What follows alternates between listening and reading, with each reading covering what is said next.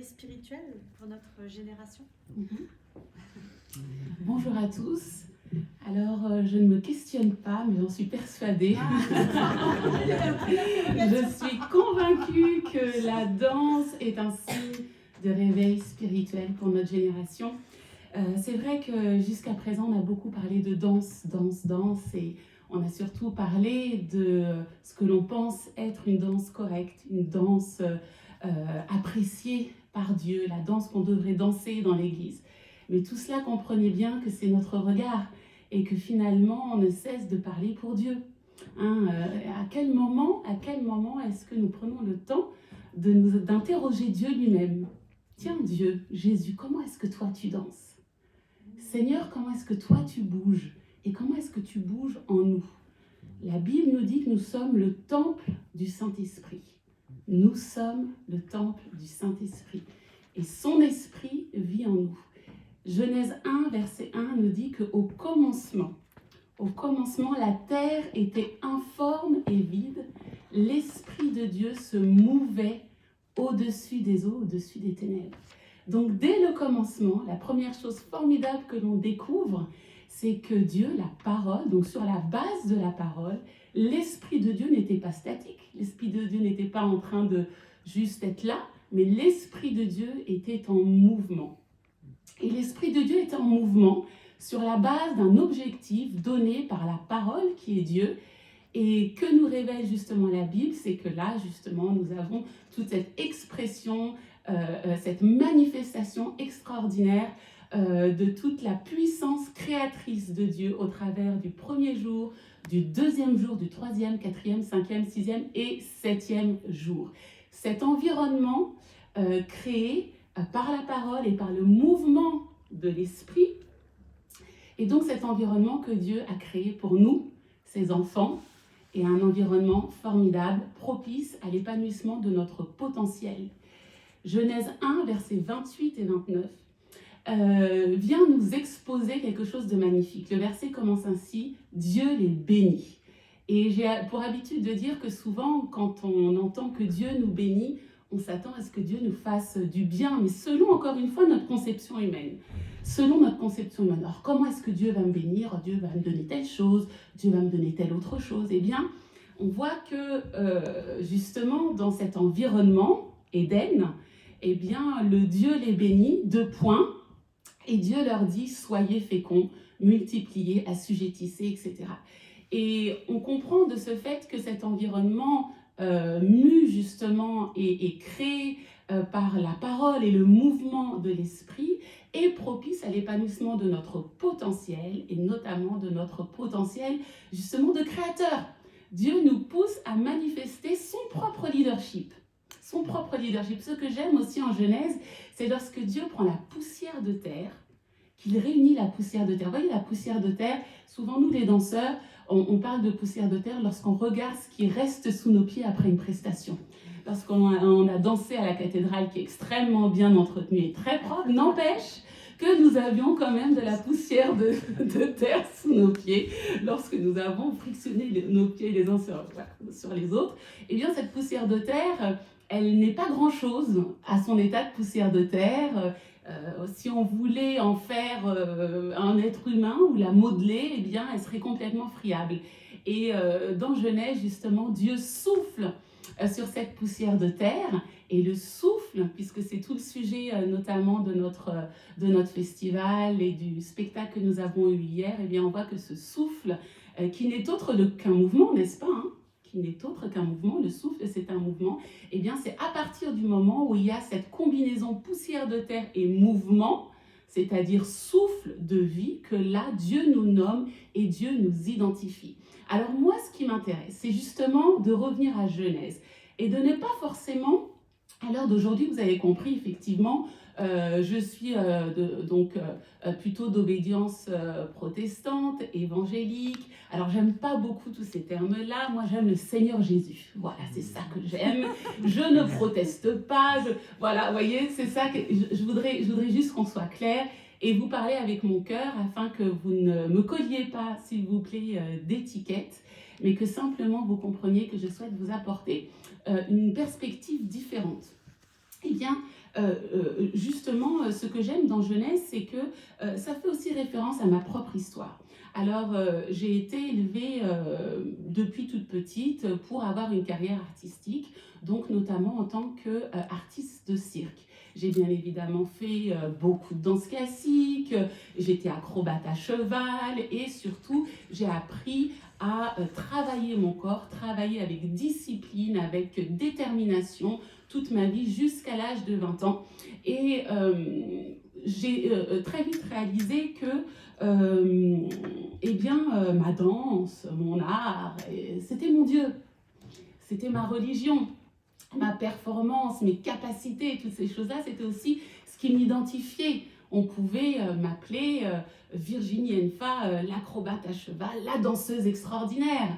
Eh bien, justement, comme je vous le disais, jusqu'à l'âge de 20 ans, c'était ça mon monde. Et j'ai fait une rencontre merveilleuse. Vous savez, parfois, les rencontres ou les rendez-vous importants de nos vies n'ont rien à voir avec des situations confortables. Et pourtant, ma plus belle rencontre avec le Seigneur, c'est justement à 20 ans, lorsque j'ai eu le dos brisé, totalement en compote, et que je n'ai plus pu exercer mon métier. Et c'est là où justement je réalise que je m'étais consacrée, je m'étais donnée, je m'étais offerte, j'avais cru, j'avais placé ma foi, j'avais placé ma confiance dans mon art, j'avais placé ma confiance, ma foi, mon tout, mon monde, ma religion, mon cœur, je l'avais placé dans cette danse parce que je dansais sur le cheval.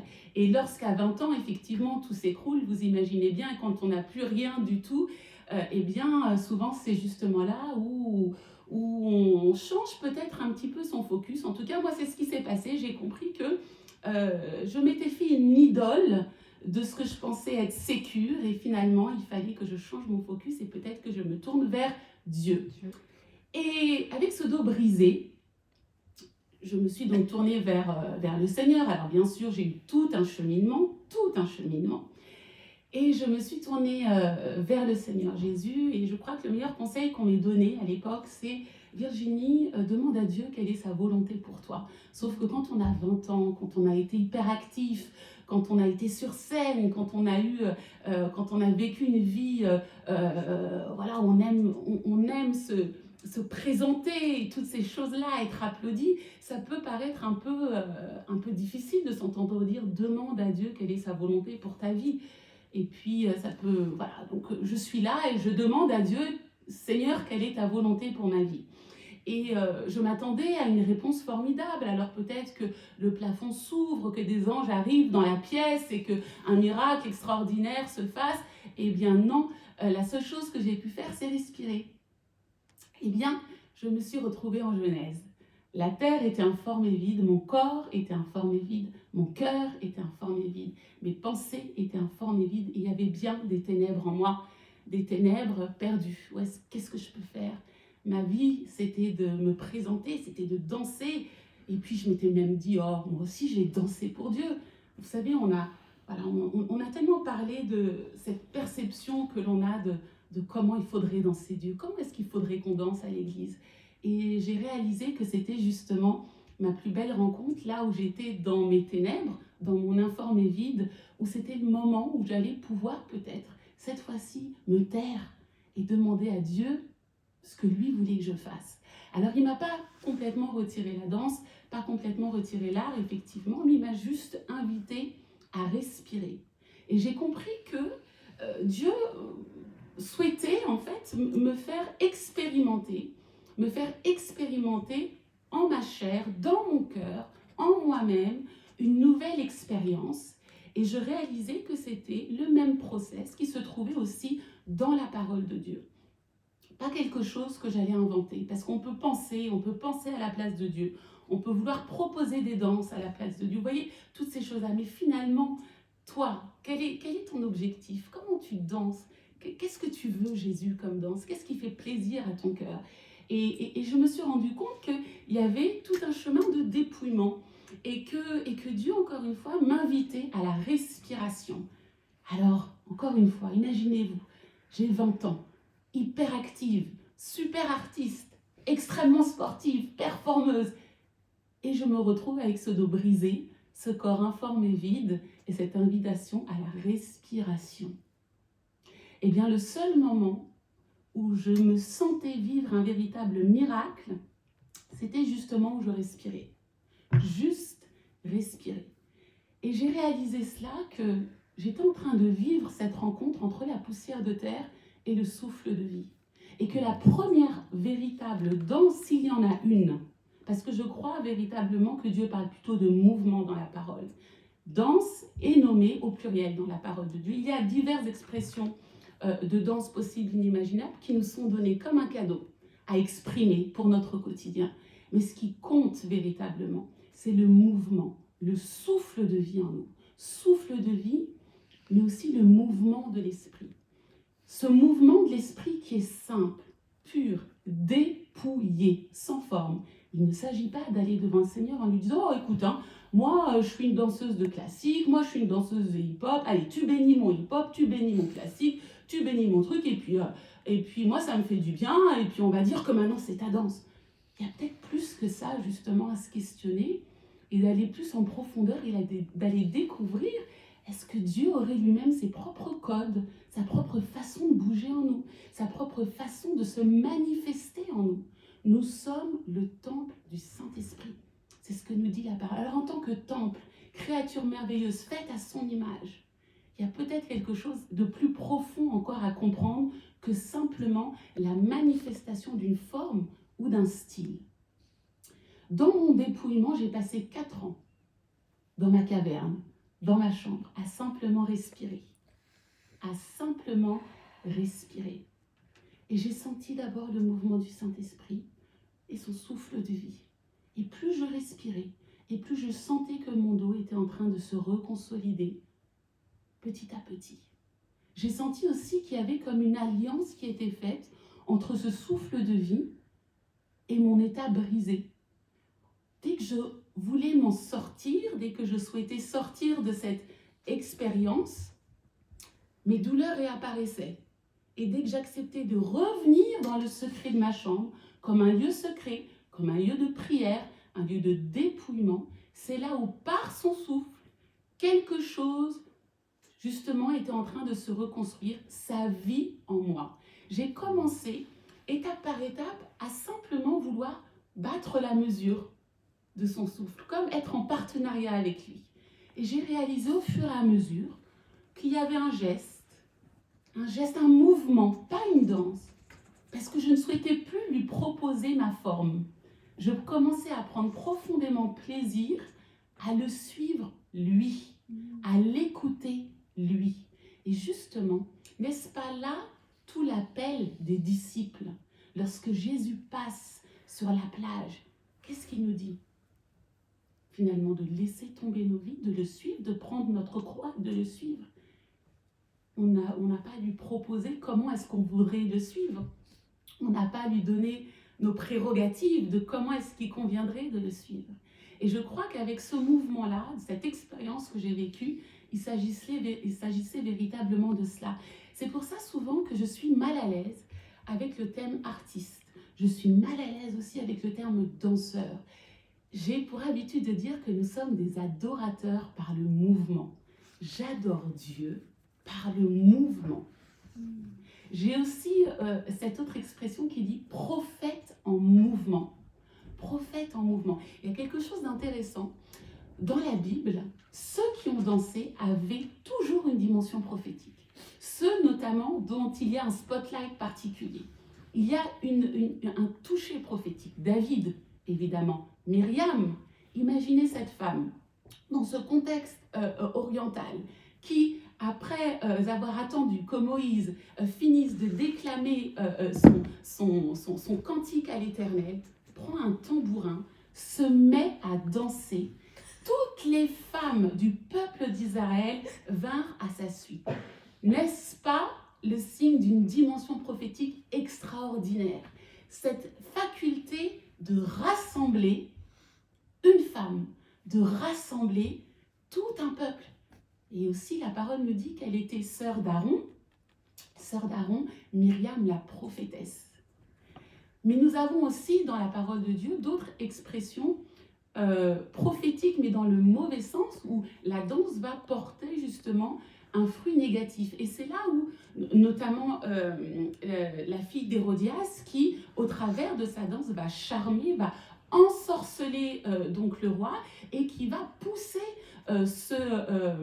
cette autorité à demander la décapitation de la tête de Jean-Baptiste. Ce que je veux dire là, c'est que le danseur, ou en tout cas celui qui se manifeste au travers du mouvement, a en lui une certaine puissance spirituelle, ce que l'on peut aussi appeler un revêtement, une onction particulière, qui commande avec une dimension, j'allais dire, une puissance qui peut à la fois attirer la présence de Dieu, permettre de très bonnes choses et à la fois permettre de moins bonnes. C'est pour ça que je parlais de disciples et que au sein de mon école Destiny Dance School, et je voudrais vous partager aussi le battement de cœur de mon ministère, il est important pour nous que les danseurs soient formés dans la parole de Dieu. Parce que des danses, on peut en faire plein. On peut, vous savez, les créatifs, on a un grand imaginaire. On pourrait coller à l'église tout un tas de choses. Mais je pense qu'il est important, si l'on souhaite aujourd'hui, que dans le corps de Christ aujourd'hui, on puisse proposer un mouvement ou une danse, si vous désirez employer ce mot-là, qui puisse porter un bon fruit. Est-ce que c'est ça? Vouloir s'exprimer en tant que chrétien, c'est une chose. Avoir besoin de s'épanouir au travers de la danse, c'est une chose. Mais quel est notre rapport? Quel est notre rapport? Qu'est-ce que nous, on veut apporter à l'Église? Et souvent, ce que je dis voilà, au sein des églises dans lesquelles je peux prêcher, et je le fais en France comme à l'international, il y a exactement une semaine, j'étais au Portugal, par exemple, dans une église à dominante brésilienne. Eux, ils ont beaucoup de danse dans l'église. Hein. Ça, on danse, mais de ramener les danseurs à la dimension de service. Pas simplement se dire « j'ai besoin de danser, je suis chrétien, j'ai besoin de danser », mais de se dire « mais comment est-ce qu'on peut servir ? Comment est-ce qu'on peut servir le peuple ? Comment est-ce qu'on peut nous-mêmes être ces Myriam qui allons rassembler le peuple de France, par exemple. Le peuple de France a réalisé que sa danse n'est pas simplement pour lui, avec ce besoin de s'épanouir lui-même, mais peut-être que notre danse peut répondre à ce verset qui nous dit que Dieu siège au milieu de la louange de son peuple. Que ma danse soit une véritable louange dans laquelle Dieu puisse siéger afin que le peuple en soit au bénéfice. Ça, voyez-vous, c'est mon rêve. Que nous puissions être des danseurs, adorateurs, des danseurs disciples de Jésus-Christ. Non pas des danseurs qui suivent leur forme, leur conception, leur volonté de faire et qui reproduiraient des formes à reproduire. Nous sommes les imitateurs de qui? En tant que chrétiens, en tant que petit Christ. Les imitateurs de Jésus, n'est-ce pas? Alors, est-ce que l'on souhaite reproduire des danses dans l'Église? Ou est-ce que notre chemin ne serait pas celui plutôt de questionner avant tout le Seigneur et son Saint-Esprit qui est là justement pour nous enseigner dans toute la vérité de ce qui sied au cœur de Dieu. Ce qui est magnifique, Actes nous dit que dans les derniers temps, Dieu répandra de son esprit sur toute chair. Vos fils et vos filles prophétiseront, vos vieillards auront des songes. Cette dimension prophétique, elle est pour nous aujourd'hui. Nous sommes dans les derniers temps.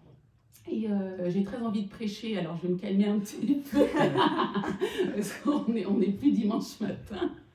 Vous auriez été chez nous, vous auriez tous dit « Amen, Alléluia !» Vous pouvez le dire, hein, si vous voulez. Amen. Voilà. Yes. Et effectivement, nous sommes dans les derniers temps. Alors on ne peut pas, puisqu'aujourd'hui on parle de danse et on parle d'art, on ne peut pas proposer une danse ou de l'art qui ne soit pas prophétique. Peindre, décrire les choses de Dieu, on l'a déjà fait, ça a déjà été fait. Peut-être qu'aujourd'hui, on pourrait justement se placer au travers de ce revêtement des derniers temps à dire, et si on prophétisait par la danse? Hier soir, on a prophétisé par la danse. Ah oui. Hier soir, on a prophétisé. Vous savez, la première des choses, c'était de se placer là et de se dire, Seigneur, quelle est ta volonté ce soir? Est-ce qu'on va donner une chorégraphie pour que le public d'Autun soit tout content? Non, on va écouter quelle est ta volonté. Alors, parce que Seigneur, ce que l'on veut, c'est attirer ta présence. on veut attirer ta présence afin que tu sièges au milieu de la louange de ton peuple et que tu puisses bénir ton peuple. Je veux être ton disciple dans les derniers temps, que ma danse soit prophétique. Prophétique, c'est Dieu qui parle au travers de moi. Je n'ai pas besoin de le décrire, je n'ai pas besoin de raconter comment il est. Il peut se révéler au travers de moi puisque nous sommes ses vases. Nous sommes ses vases. Il a besoin de corps, il a besoin de nous pour se laisser voir, n'est-ce pas? Donc, amenons l'invisible au visible. Ça, vous pouvez vous le noter quelque part. Amenons l'invisible au visible. Je crois que ça, c'est le cœur du message.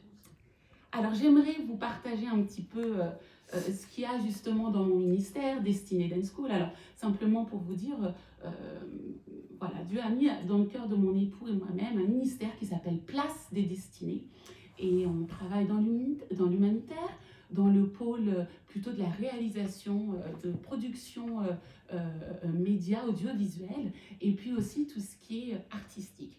Et moi, je m'occupe particulièrement de la dimension artistique.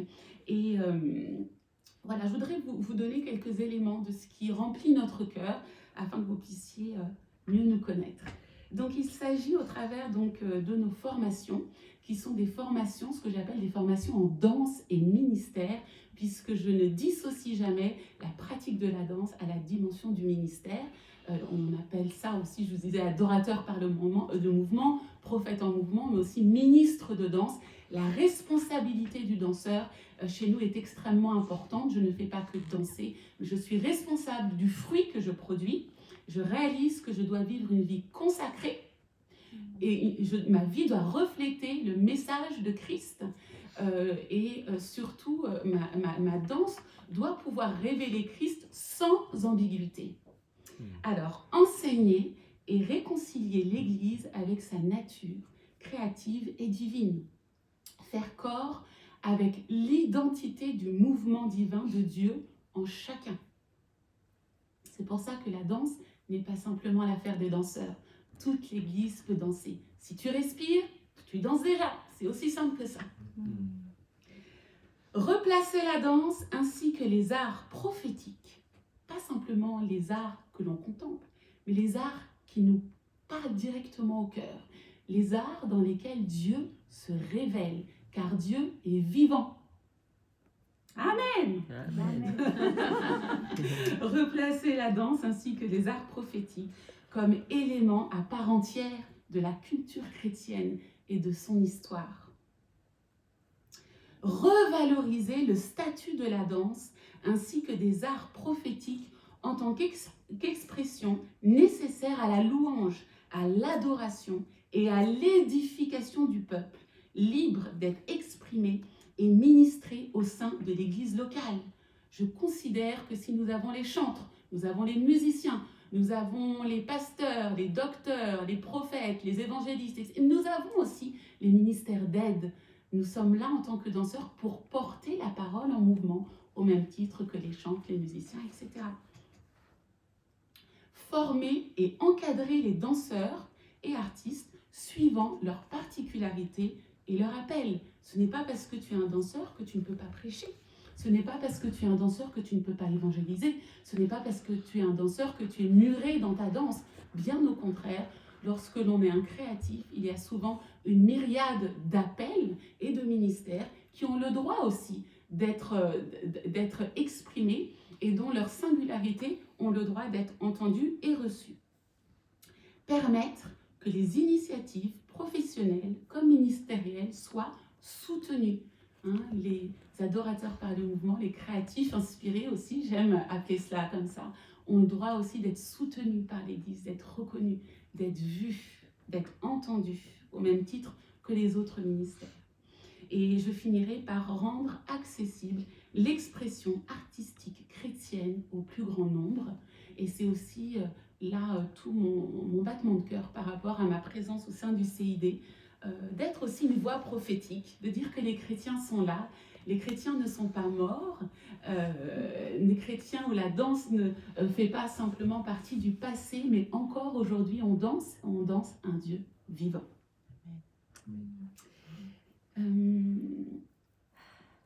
Je crois aujourd'hui qu'il y a une véritable dimension de combat spirituel, et je me tourne vers voilà, les serviteurs qui sont là, les serviteurs de Dieu. Je crois qu'il y a une véritable dimension de combat spirituel par rapport à toute cette dimension du mouvement, par rapport aussi à la confusion qu'il y a entre le péché de la chair et ce que le corps produit. Ce n'est pas parce que je danse que je pêche, ça n'a rien à voir. Ce n'est pas parce qu'une femme danse qu'elle est en train de séduire le peuple.